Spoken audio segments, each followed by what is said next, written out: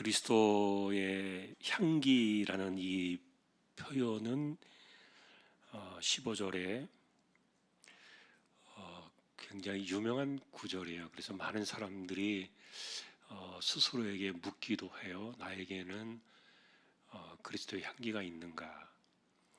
뭐 예를 들면 생명의 향기인가? 아니면 사망의 향기인가?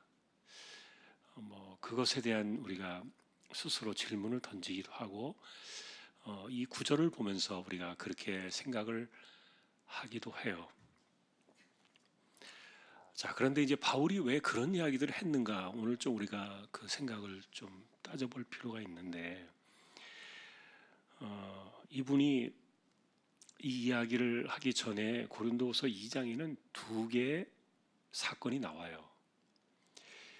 하나는 지금 현재 이 고린도 교회 편지를 쓰던 곳이 에베소라는 지역으로 알고 있는데,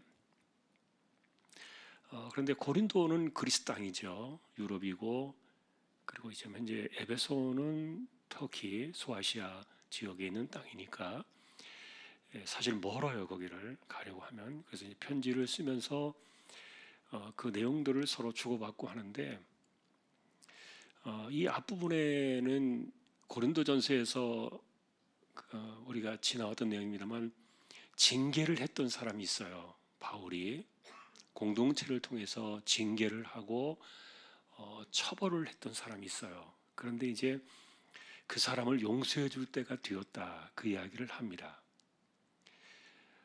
그래서 언제까지 우리가 그 사람을 징계나 형벌에 묶어둘 것인가? 이제 풀어줘야 한다. 그 이야기를 하는데 사실 여러분, 인간의 감정이라는 게 그래요. 사람들은 한번 안 좋은 것을 본 사람, 그리고 그 사람에게도 실망을 했거나 아니면 그 사람의 허물을 발견한 사람들은 평생에 그 사람을 그것이 없던 일로 쳐주는 게 굉장히 어려울 거예요. 사람들의 마음속에는 그런 게 있어요. 그런데 어쨌든 그런 것들을 오래 가지고 있으면은 잘못하면 이게 사탄에게 다 농락을 당한다. 그런 표현을 써요, 바울은. 그래서 우리는 때로는 잘못하는 것을 지적하고 또 징계할 때도 있지만, 그러나 용서의 때를 알아야 한다는 그 중요한 이야기를 해주어요. 결국 우리가 징계를 하든 아니면 용서를 하든 그것을 지워버리든 어떻든지 간에 중요한 것은 우리가 그리스도 안에서 한 형제라는 사실을 인식해야 되고, 그 다음에 또 중요한 것은 사람들과의 관계에서 그 틈새를 치고 들어오는 마귀의 계략 때문에 그래요. 마귀의 밥이 돼서는 안 되니까. 그래서 우리가 판단하고 결정하는 모든 일들 속에는 그 마귀가 기뻐할 만한 요소를 다 제거하는 거죠. 자, 그래서 이제 그 어려움 중에 어려움을 당했던 그 형제, 또 때로는 공동체로부터 징계를 받았던 그 형제를 이제는 용서하고 우리가 품어주는 일에 대해서 바울이 정말 기분 좋게 이 문제를 매듭을 지었어요. 그리고 나서 이제 사도 바울이 현재 있는 곳에서 드로아를 통해서 이제 마게도냐로 가려고 이렇게 방향을 정해놓고 있었는데, 그래서 드로아에 가면은 디도가 기다리고 있었거든요. 그런데 막상 계획을 하고 가보니까 디도를 만나지 못한 거예요. 그리고 정말 이 복음을 전할 수 있는 굉장히 좋은 기회를 잡았는데, 그런데 디도가 없음으로 인해서 하나도 그 일을 하지 못한 채 거기를 떠나야 했던 거예요. 그러니까 마음에 상심이 됐던 거예요. 생각지 않았던 그런 일들이 가로막힌 거죠. 그래서 바울의 그 사건을 해석하는 바울의 정신을 오늘 우리가 보면서 오늘 구절 속에 그 내용이 나와 있는데, 바울의 의식 속에는요, 그것이 긍정적이든 부정적이든 좋은 일이든 나쁜 일이 간에 뭐든지 그 속에서 그리스도의 뜻이 있다는 생각을 가져요. 여러분, 우리가 늘 그런 이야기 하지 않습니까? 하나님의 뜻이 있을 거야. 이것이 지금 우리가 내가 생각한 대로 안 되고 내가 원한 대로 되지 않았을 때라 할지라도 여기는 하나님의 뜻하신 바가 있을 거야. 여러분, 그런 생각하면서 우리가 이 문제를 풀어나가지 않습니까? 이 세상을 풀어나갈 때 그런 생각들을 갖잖아요. 그런데 바울에게는 그 정신이요 정말 분명했어요. 그래서 실제로 이 디도를 만나지 못해가지고 드로아에서 복음의 문이 열렸을 때 그 일을 행하지 못한 것에 대한 시간의 낭비, 그리고 그 드로아에 대한 그 열정들, 그 지역에 대한 그 바울의 애정, 이런 것들이 있는데, 근데 아까도 말했던 것처럼 한번 배를 타고 마게도냐로 넘어가서 유럽 땅으로, 그리스 땅으로 넘어가 버리면 이쪽으로 돌아오는 것은 굉장히 어려워요. 옛날에 지금처럼 자동차도 있는 시대도 아니고 다 걸어 다니고 뭐 이렇게 다니는 시대인데, 그 먼 거리를 이렇게 간다는 것은, 다시 돌아오는 것은 너무도 어려운 일이었기 때문에 실망이 많이 됐던 거예요. 그런데 그 인간적인 실망에 대해서도 바울이 표현한 내용이 뭐냐면, 이것은 그리스도께서 또 다른 하나님의 그 방식이 있기 때문에, 그래서 이렇게 되었을 것이다 라고 해석을 하면서 바울이 남긴 말이 뭐냐면, 항상 우리를 그리스도 안에서 이기게 하시려고 이런 일들을 주님께서 진행하셨다, 이렇게 본 겁니다. 그러니까 디도가 없었던 것, 그리고 거기에서 자기가 원하던 것을 하지 못한 일들, 이런 일들조차도 바울은 다 그리스도가 이기게 하시려는 주님의 방편이다, 그렇게 이해를 했던 거예요. 그러니까 자기의 삶에서 일어나는 모든 일들을 부정적으로 보지 않는 거예요. 자신의 삶에서 일어나는 모든 것들을 마치 죽음에 끌려가는 사람처럼 그렇게 보지 않는 거예요. 그래서 여러분, 바울이 그리스도의 향기라고 말하는 것은, 사람들이 자기를 바라볼 때, 믿음의 사람들의 관점에서 바울을 바라볼 때 바울은 어떤 사람입니까? 언제나 그리스도 안에서 생명이 역사하는 사람이에요. 그것은 이제 그가 복음 전도자였기 때문에 자기를 만나는 사람들에게는 생명의 역사가 일어나는 복음 전도자에 대한 그 자부심과 프라이드가 있었던 거죠, 바울에게는. 그래서 나를 만나는 사람들은 모든 사람들이 복이 있는 사람이야. 그러나 나를 거부하고 반대하는 사람들은, 그 사람들은 사망에 이르는 사람들이야. 이런 그 의식을 갖고 살았어요, 바울은. 그러니까 굉장히 자기 자신에 대한 그 자신감이나 내가 하나님의 나라에서 어떤 존재라는 사실을 너무도 분명하게 인식했기 때문에 강한 그 프라이드가 막 이렇게 솟아나왔던 거죠. 그것을 바울은 향기라 그렇게 말했던 거예요.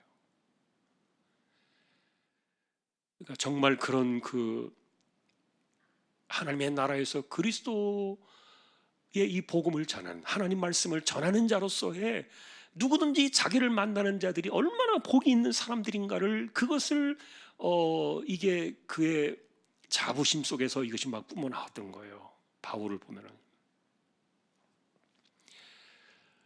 그래서 사도 바울의 의식 속에서는, 이분의 의식 속에는 딱 한 가지 의식이 분명합니다. 그것은 이기게 하심과 그리고 생명입니다. 이기게 하심. 아까도 말했던 것처럼 왜 이런 일들이 일어날까? 왜 이것은 선한 일인데 내가 하나님의 일을 하려고 지금 이렇게 다 준비를 하고 어렵게 시간을 잡아가지고 이제 다시 돌아오지 못할 수도 있는데 왜 이런 일들이 일어나는가? 여기에서 이 복음의 문까지 다 열렸는데 12절에 보면 그 말이 나오잖아요. 문까지 열렸는데 왜 이것을 도대체 내가 하지 못하고 가야만 되느냐에 대한 그 낙심과 인간적인 상심이 막 몰려오고 있었지만, 그러나 이것조차도 이기게 하시는 그리스도의 뜻이다, 그렇게 보았던 거예요. 자, 그러니 여러분, 우리 그리스도인들이 자신의 삶을 해석하고 내 인생을 바라볼 때 내가 어떤 시각으로 그것을 풀어나가느냐에 대한 것은 그 사람의 몸에서 풍겨나오는 그 사람의 인생의 향기예요. 내가 그래서 내 삶을 어떻게 풀어나가는가, 내가 만나는 모든 일들은 나는 어떤 그 정신을 가지고 어떤 믿음을 가지고 이것을 대하면서 내가 살아가고 있는가에 대해서, 그런 것들은요 가만히 있어도 그 사람의 말과 그 사람의 얼굴 표정과 그 사람의 행실을 보면 그것이 다 이렇게 향기로 나오는 거예요. 마치 여러분, 바울은 이런 뉘앙스를 갖고 있어요. 예를 들면 로마 군인들이 어느 지역에 가서 전쟁을 하고 승리를 했을 때 그 포로들을 끌고 옵니다. 그럼 이 포로들은 맨발에다가 발에다가 새그랑을 차고 고개를 푹 숙인 채 정말 질질 끌려가고, 그리고 승리한 그 로마의 군인들은 개선 장군의 그 당당한 모습으로 이렇게 갑니다. 그래서 그 모습을 보면은 사람들이 바라볼 때 그 승리한 군인들에게서는요, 그 승리의 향기가 나오는 거예요. 승리의 향기가. 그러나 이제 그 끌려가는 이 포로로 잡혀온 이들은 가면은 죽으니까 그들에게서는 벌써 사망의 그 냄새가 나는 거예요. 아직 죽은 사람들은 아니지만. 그래서 바울은 그런 그 뉘앙스를 가지고서 우리가 내가 지금 어떻게 살아가고 있는가 하는 모습을 본 거예요. 그러니까 자기에게 무슨 일이 일어나든지 간에 자기가 생각하는 것, 그리고 생각지 못했던 것, 이 모든 것들이 어떤 것들이 일어난다 할지라도 바울 사도의 그 의지와 정신은 뭡니까? 승리한 그리스도인의 모습으로, 승리한 개선 장군의 모습으로 언제나 당당하게 쫙 걸어가는 거예요. 그렇게 살아가는 거예요. 그러니까 사람들이 그 바울에게서 뭐를 느낍니까? 생명의 향기를 느껴요.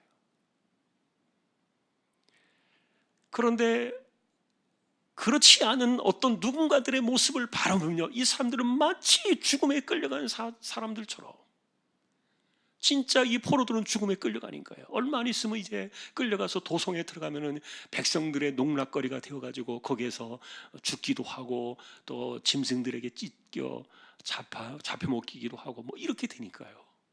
이걸 자신들의 결말을 알고 있으니까 벌써 말하지 않고, 그리고 이렇게 가기만 해도 그 사람들의 모습 속에서 이 죽음의 냄새가 막 나는 거죠. 이게 다 어디서 나옵니까? 그 사람들의 행실과 표정과 말에서 다 나와요. 그래서 바울은 자기가 어떻게 이런 그 생명의 향기를 자신의 삶에서 드러내며 그가 살고 있었는가를 말해줄 때 그것은 그리스도 안에서 이기게 하신 그분의 승리라는 겁니다. 그분의 생명. 여러분, 우리는 예수님께서 세상을 이기셨다는 그 말씀을 알고 있어요. 세상에서 너희가 환난을 당하나 담대하라. 내가 세상을 이기었노라. 그렇게 말씀하실 때 실제로 우리의 현실은 환난이지만, 그러나 우리의 정신은 뭡니까? 우리의 정신은 그리스도 안에 이 모든 것을 이기신 그분 안에서 우리가 담대함을 가지고 살아가는 것 아닙니까? 그래서 그것은 주님의 말씀이기도 하셨고, 그리고 그 당시에 대부분의 그리스도인들이 그렇게 살았어요. 사실은 이 성경이 기록되던 초대교회 당시에는 그리스도인이라는 그 표적 자체가 얼마나 힘들었습니까? 자기를 드러내기 어려웠고, 내가 예수 믿는 사람이라는 것을 말하는 것이 어려웠고, 그리고 로마 황제가 아닌 예수 그리스도를 주라고 표현하는 것이 얼마나 이게 목숨을 걸고 말해야 되는 위험한 고백이었습니까? 그럼에도 불구하고 그리스도인들을 당당하게 만들었던 것은 자신의 삶에서 그 주인은 그리스도이시기 때문에, 우리가 말하고 전하고 의지하고 우리가 살아가는 그 핵심은 그리스도 그분이시기 때문에, 그는 누구냐? 이기신 주님이시다. 승리하신 주님이시기 때문에. 그래서 여러분, 바울의 의식 속에는 그게 있는 거예요. 아까도 이제 말했던 것처럼 드로아에 대한 이야기를 하고 있습니다만, 사실은 이 드로아에 대한 애정이 있어요. 뭐 애증이라고 할 건 없겠지만, 바울 사도가 나중에 실제로 로마에 마지막으로 끌려가서 순교를 당할 때, 그때 잡혀갔던 장소가 바로 이 드로아예요. 그래서 이 드로아에 바울이 거기서 자기 겉옷하고 가죽 성경, 그거 유품을 거기다가 챙기지도 못한 채 그냥 질질 끌려왔던 장소가 바로 이 드로아인데, 그러니까 이걸 생각해 보면은요, 이 바울 사도는 이 드로아에 대한 그 애정을 잊지 못해가지고 나중에 로마시가 불타고 나서 이 로마를 떠나가지고 다시 소아시아로 돌아와서 이렇게 행동을 할 때 드로아에 있었던 것 같아요. 에베소와 드로아 지역을 거기서 있다가 발각되어가지고 지명 수배를 받고 있었기 때문에 로마의 군인에 붙잡혀가지고 끌려온 장소가 바로 드로아인데, 뭐 그런 여러 가지 인연도 있어요. 그것은 물론 이제 그 이후에 몇 년 후에 그에게 주어진 시간이 왔을 때 그가 드로아로 왔던 사건들 중에 하나이기도 한데, 그러나 어쨌든 이 당시에 지금 바울에게는 이것이 그에게는 시간 낭비고 어떤 어쨌든 여러 가지에 대한 상심의 그런 일들이 될 수 있는 그런 사건으로 보여져요. 그런데 그 모든 것들조차도 자신의 감정과 자신의 환경에 그는 얽매이지 않았어요. 내가 지금 어떻게 되었느냐, 나의 일이 지금 어떻게 되었고 내가 생각하고 계획했던 것들이 어떻게 일그러졌느냐에 대해서 고민하지 않았어요. 만일에 그런 것에 우리가 매달리며 살아가게 되면은 우리의 삶 속에서 죽음의 냄새가 날 거예요. 사실은 어느 것 하나 우리에게 환난으로 찾아오지 않는 일들은 없거든요. 세상의 모든 일들은.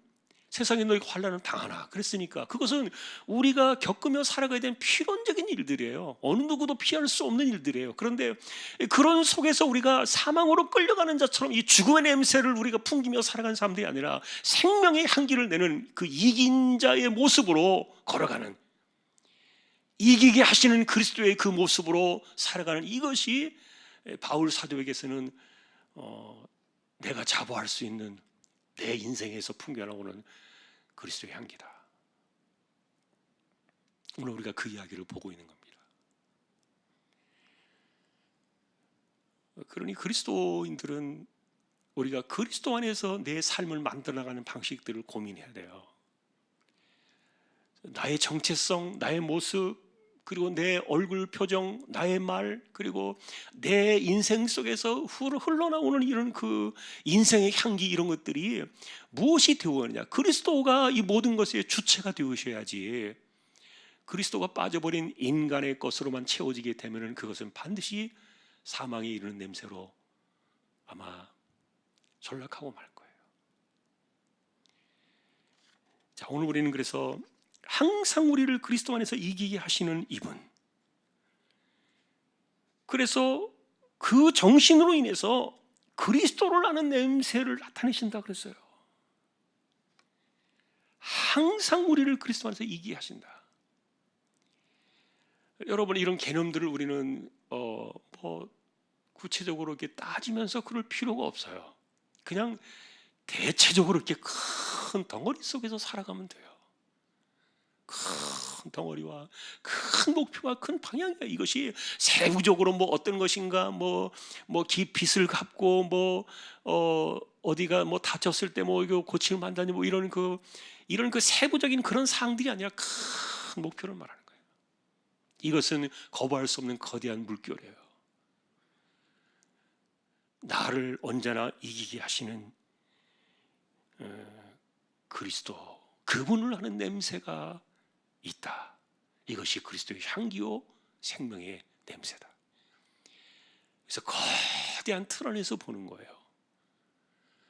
구체적인 세부 사항들은 물론 하나님께서 그 안에서 구체적으로 어떻게든 역사하시겠지만 우리가 바라는 것은 하나하나 그렇게 따져가는 것이 아니라 크게 내가 떠밀려 내려가는, 내가 물결을 타고 흘러내려가는 거대한 그 영적인 흐름이 뭐냐를 보는 거예요. 그것은 언제나 우리를 그리스도 안에서 이기게 하시는 그분의 역사예요. 그 섭리가 우리 안에 있는 겁니다.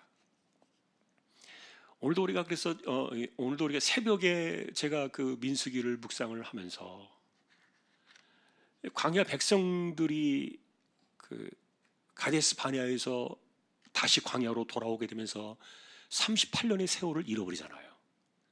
헛된 시간이에요. 정말 아무 쓸모짝에도 없는 시간을 어쩔 수 없이 그 38년을 광야에서 보낸 거예요. 그런데 성경은 그 세월을 덮었다 그랬잖아요. 딱 지워버렸어요. 성경은 38년의 시간을 지워버리고 가데스 바네아로부터 그때가 2년이 지났을 때인데 그때부터 38년을 지워버리고 마지막 40년째가 되는 그 해로 확 건너뛰어버린 거예요. 그런데 40년째가 되던 그 해에 그 백성들이 딱 등장해가지고 민수기에서 갑자기 그 모습을 드러내는데 그들의 모습을 보니까 하나도 변하지 않은 거예요. 그런데 제가 그 모습을 다시 보면서 놀랐던 것 가운데 하나가 차라리 죽었으면 좋았을 걸, 그런 얘기를 하는 거예요. 그래서 그 말씀을 보는데 오늘도 새벽에 그 말씀을 보면서 가슴에 탁 맺히는 거예요. 그리스도인들이요, 차라리 죽어야 되는데 차라리 죽으면 더 좋을 걸. 이거는 정말 해서는 안 될 말이더라고요.